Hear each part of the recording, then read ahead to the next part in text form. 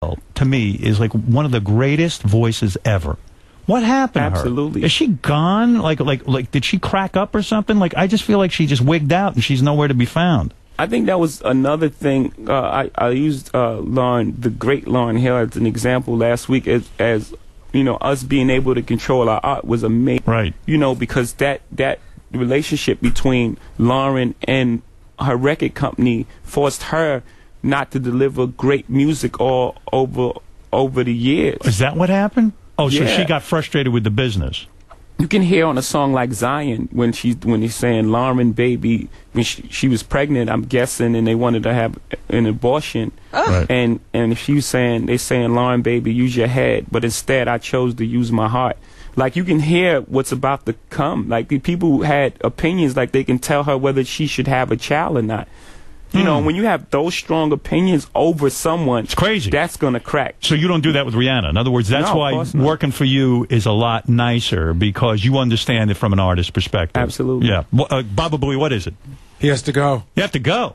Yeah. We can't get to talk about Kanye and the whole thing where he runs up on stage with when Taylor Swift and I would love to talk about that. Yeah. I got a couple more. And I like that song. Let's hear it for the scumbags. Let's hear it for the douchebags. I love that song. I figured you would like that song. I love them. I said any guy who can put scumbag and douchebag in a song has got to be the greatest. But what does that mean to you business-wise when, you know, Kanye is coming up and taking a girl's spot at the award show and screaming that Beyonce should be getting this award? It's bittersweet in a weird way. Yeah.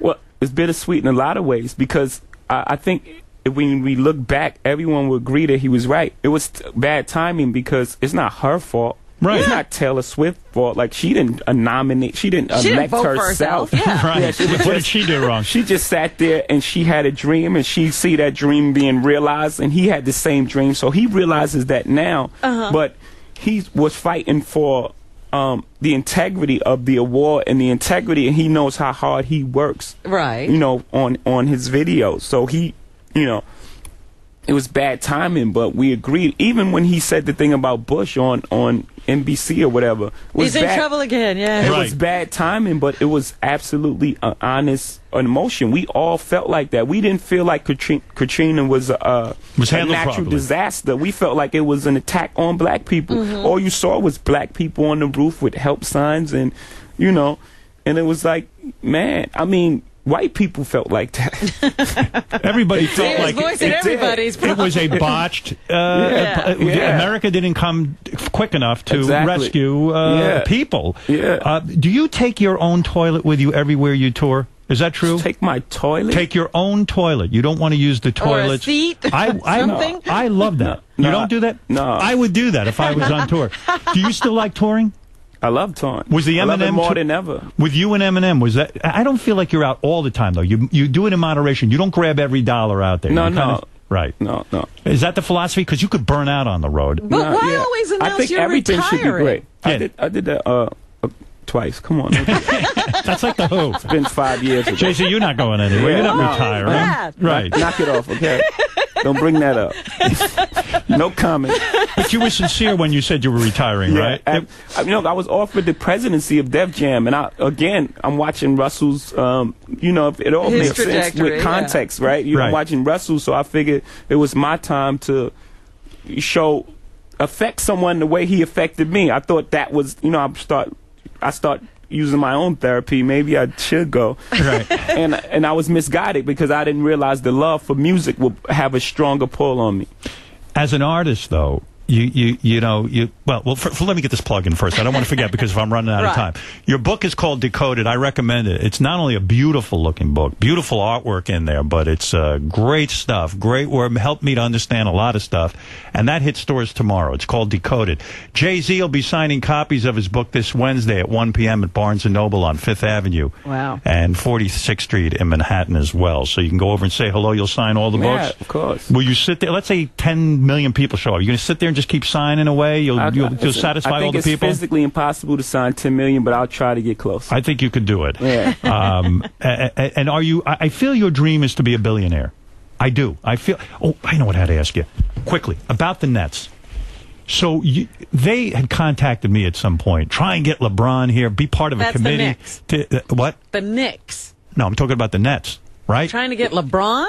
Yeah, weren't you trying to get LeBron too? Every team. Yeah, right. Every team that I'm goes talking about the out. Nets. I didn't know. Yeah. Well, of course, everybody wanted LeBron. So I was part of this thing, try and get LeBron to the Knicks. And I said, I'm not going to beg this guy knows what he's doing. That's insulting. I'm going to go somewhere and beg him to, what, he doesn't know what he's doing?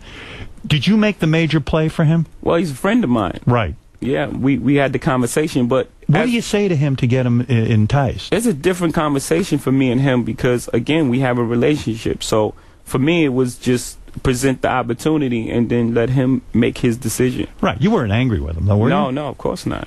Are you making any money with the Nets? I mean, can you make a lot of money being an owner in the Nets? It's got to be profitable, right? No, it's not really profitable. It's just an ego thing? Like, kind of like, let me put it out there? Yeah, NBA teams are like paintings for billionaires. They don't make money, those teams?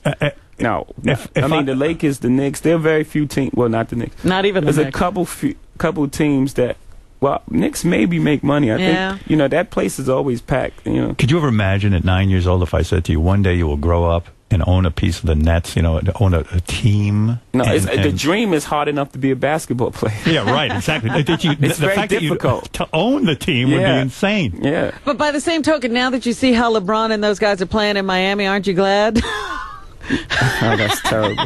Yeah. Well, let me tell They're you not something. having such a great time. I could talk to you all day about this stuff. I'm very into the book. I think it's terrific. I really do. It's very beautiful and beautiful artwork. You're truly an artist.